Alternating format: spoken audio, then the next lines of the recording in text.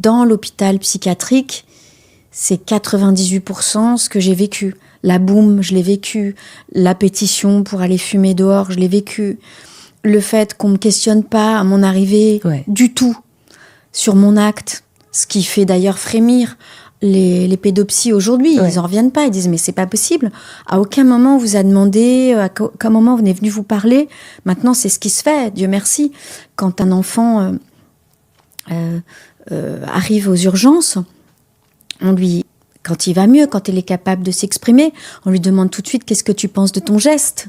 Est-ce que c'est quelque chose que maintenant avec du recul, alors parfois il faut attendre un jour ou deux, mais avec du recul, comment tu en parlerais de ce moment-là?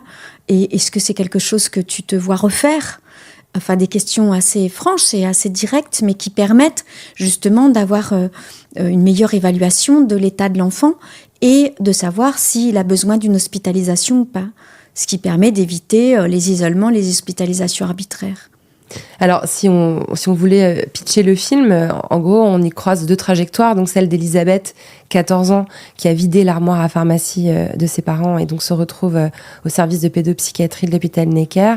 Et celle d'Elisabeth, adulte, qui est devenue comédienne, qui a une 50aine d'années et qui intervient dans ce même hôpital auprès d'enfants hospitalisés en psychiatrie. Donc, c'est vous et on voit votre action, votre engagement aujourd'hui avec ces jeunes.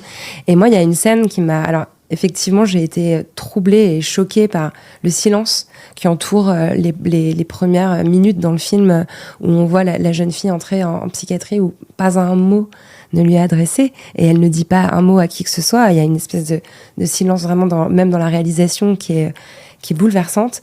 Mais il y a aussi cette scène où on voit la jeune fille qui est arrachée des bras de ses parents par le personnel hospitalier. Et dans le film, cette jeune fille devient vous. Comme si l'adulte vivait encore dans sa chair l'abandon, l'arrachement qu'a été ce moment. Et je me suis demandé si c'était pas une façon de raconter aussi pour vous à quel point des années après, il y avait encore une blessure vive, peut-être un traumatisme qui se jouait dans ce couloir.